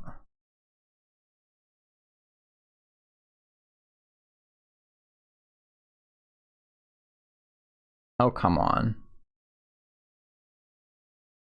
the production value is top notch. Okay, this is good enough. So we can at least kind of compare. Okay. Oh, and my camera's covering up a little bit, but that's okay. I'm only covering up Wild's End. This pink area down here above my camera is Wild's End. Which we see, you can see my cursor, right? Yeah, so Wild's End makes sense. Eastern Plains. Okay, so this is less of a peninsula. In reality, it's less of a peninsula than it appeared on the original map. Again, so the map on the left is from, which way is it? You get the idea. Map on the left is like from 2015, 2016, somewhere around there. So I'm not at all surprised that this has changed. Not at all surprised. So looks like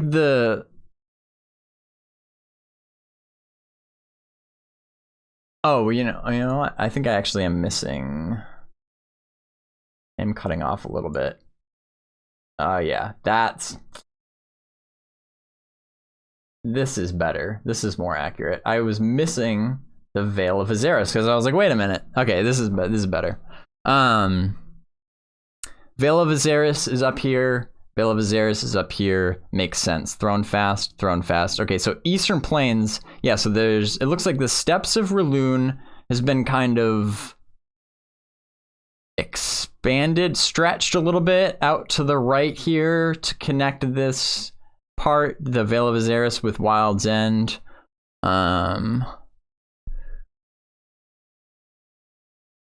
And then we got Avendir's Pass, of course, which in reality, actually, Avendir's Pass is not connected to the Eastern Plains. There's the Silent Plains right in the middle. With this, that makes sense. Silent Plains right in the middle. That's kind of like the heart. That's like the heart of Kingsreach. And so, even though geographically Avendir's Pass and Eastern Plains appear to be pretty close, there's mountains right down the middle, so you'd actually have to go from Avendir's Pass through Silent Plains into the Eastern Plains. So, okay, we're gonna really zoom in. Okay, I don't know if you could see, there's Black Rose Keep. I knew we were looking for it earlier. Black Rose Keep is actually a pretty small zone tucked into the mountains here. And actually, we can see Halnir Cave, the very popular, often streamed zone. Halnir Cave is obviously in the mountains here. Now, I wonder if it will have a connection from Avendir's Pass into the Rowans. The Chris Rowans, or the Roans.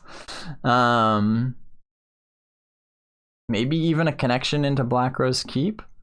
Right above Hangor, this is like the Orc area in Avendir's Pass that we've seen a little bit in the past.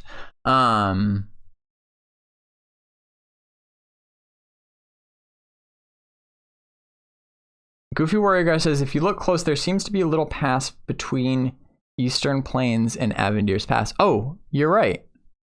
Mad Run. Good eye. That is super small and hard to see. Makes sense. Mad Run.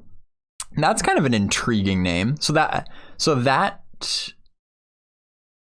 I'm a little confused as to like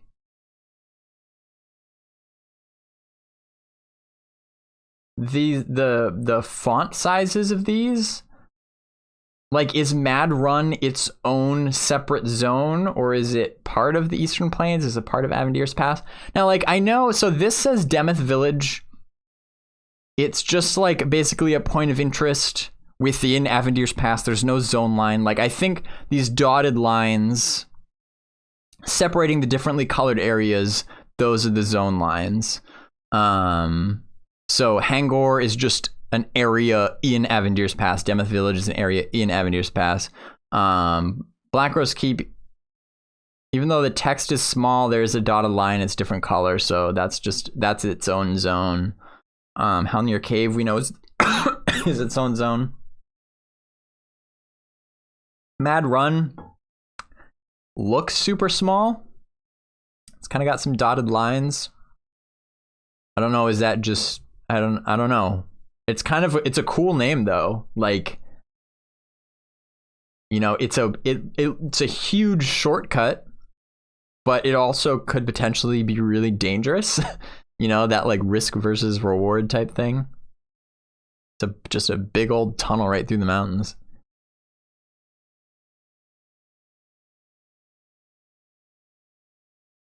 Vale of Azeris. Now, I've always really liked the art on Vale of Azeris, and also just the name. Like, that is a cool name.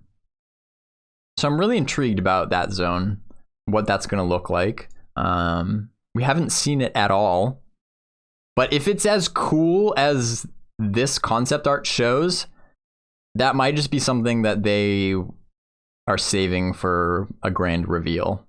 I could see that. I could totally see that happening. So let's see. So a few other interesting things. What is this? In the Mad Moors in Wild's End. So that seems to be like an area, you know, kind of like Demeth Village is in Avendir's Pass. This is just kind of a unique area. We haven't seen Wild's End since 2016. I wonder what's up. What's the latest with that? That's where the halflings are. Silent Plains. This is a big. Silent Plains is huge. Like massive. Again, like this is literal geography that we're looking at. And again,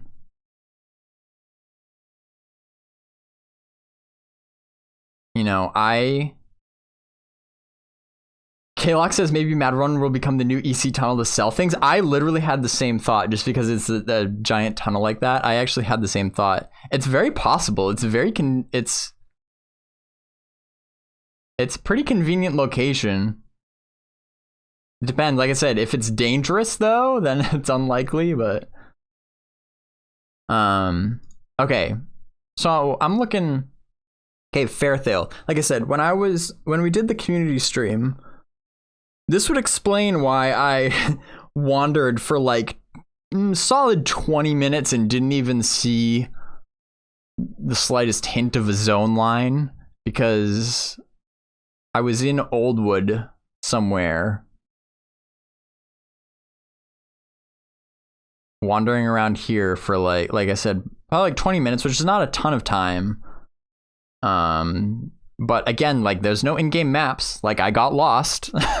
I probably didn't even cover that much ground, and especially now that I know what the zone as a whole looks like. Knowing that I like only covered I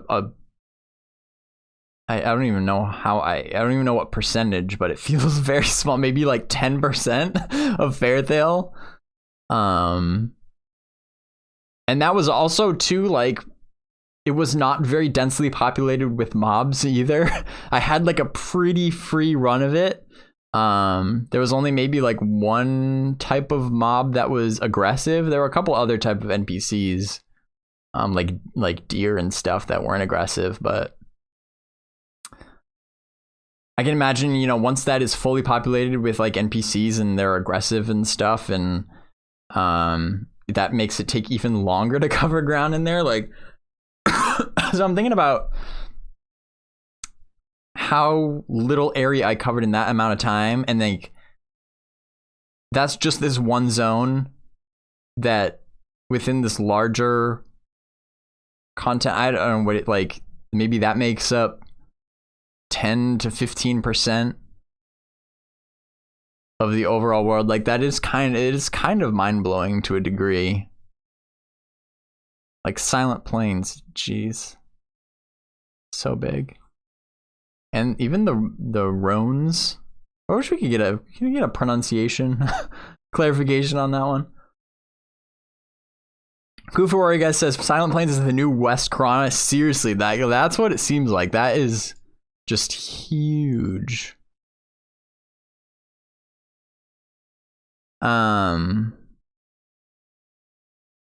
Also interesting, speaking of Fairthale, the Merc, just kind of off of Oldwood here in Fairthale. So the Merc is its own zone. I'm in a pretty small one, a little bit bigger than Black Rose Keep, but still pretty small. It's cool. We've only seen a very gray boxed version of the Merc here.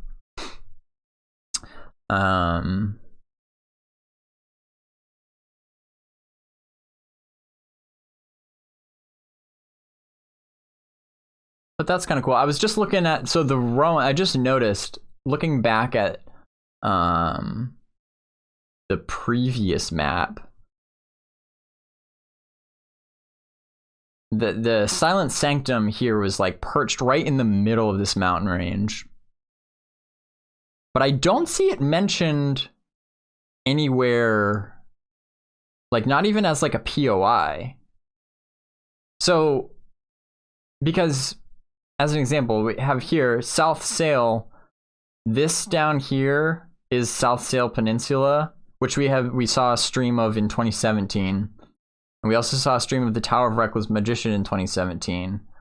But on this map, South Sail is labeled as a major zone. You know, that's the zone, and then the Tower of the Reckless Magician is just this like tiny POI in the context of the greater zone. But I don't see though like a dot with the Silent Sanctum within the Rowans. Maybe it'll be like a post-release thing up here, maybe. Because likewise, the Seven Locked Door, which I think is a cool, really cool name for a zone, up here, that will probably be. This is a big area. Although I guess it doesn't necessarily have to be all one. Look, there's like an island over here. It's conceptually similar. Like I get, I see the similarities, but there's also some pretty significant differences. Like maybe the Seven Locked Door will be somewhere up here. I don't know. Veywood is another one that I always really liked. The oops. Come on. Oh. I like the art for that as well. And we got the Veywood over here. That seems to pretty much be the same. It's in the same location. Again, we've got Fairthale up here connecting Fairthale over there. Makes sense. Makes sense.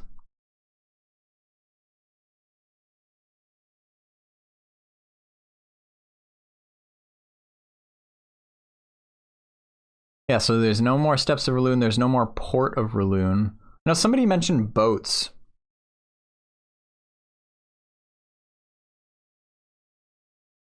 I'm guessing there might be boats to take you across from Wild's End over to South Sail. Oh, maybe. Oh, right across here, maybe. Yeah, you know what? Because geographically, like the two tips of the peninsulas here don't seem that far.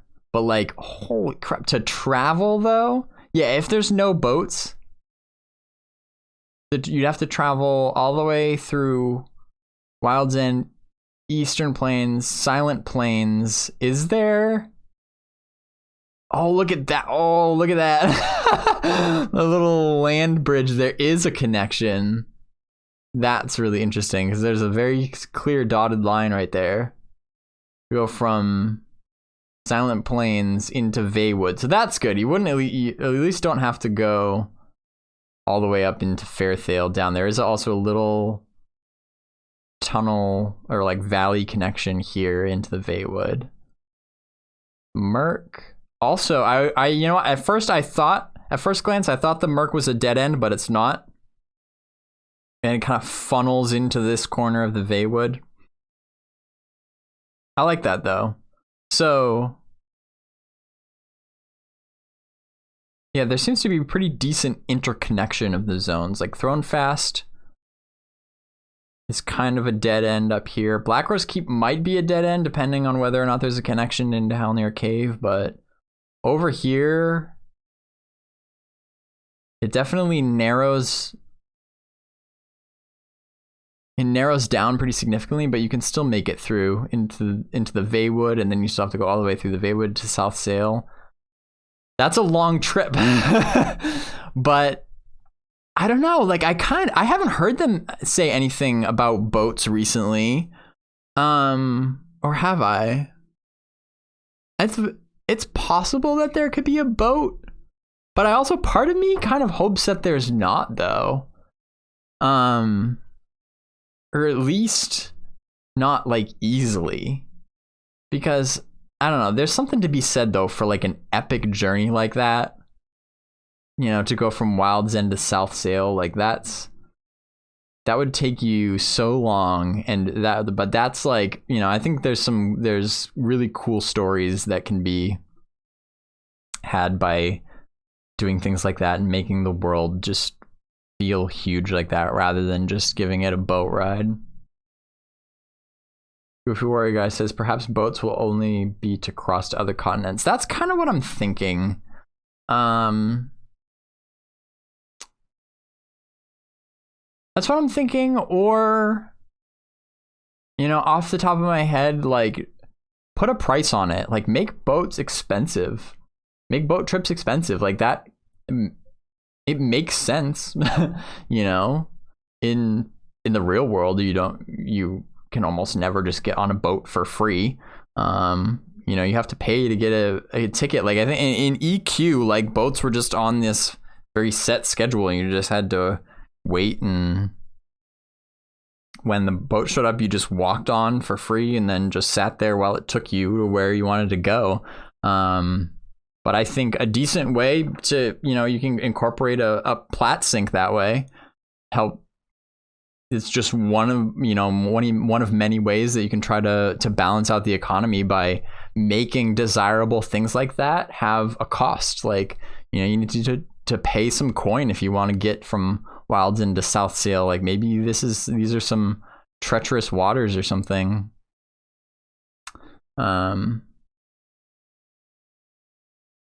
So yeah, if they did have like boats like that to act as shortcuts, if it's not free, then everybody will just do it, and then it kind of shrinks the size of the world a little bit. So I think that, but you know, if the price is right and it's desirable, then that could be one way to keep inflation down. But anyway, lots of really good stuff in this map. I'm gonna continue to study it a little bit more. I know they said this was a bean. This is a pretty big bean from this stream. I said this is pretty much what made the stream for me personally. So with that, I'm gonna head out. As always, I'm very appreciative to each and every one of you that choose to tune in and hang out with me for these little watch parties. I know that you always have a choice. You could go into the devs channel and interact with them directly, but instead you choose to come here, and I always really appreciate that. I always enjoy hanging out with you guys. You know, I don't talk about it as much as I should. That the community, Pantheon community, really does mean a lot to me. I always learn so much from you guys. You know, it gives me something to look forward to, talking to everybody on a daily basis on Twitter and Discord and stuff, and it really feels like a family. So I love you guys. Please stay safe. Have a great night. We'll see you next time.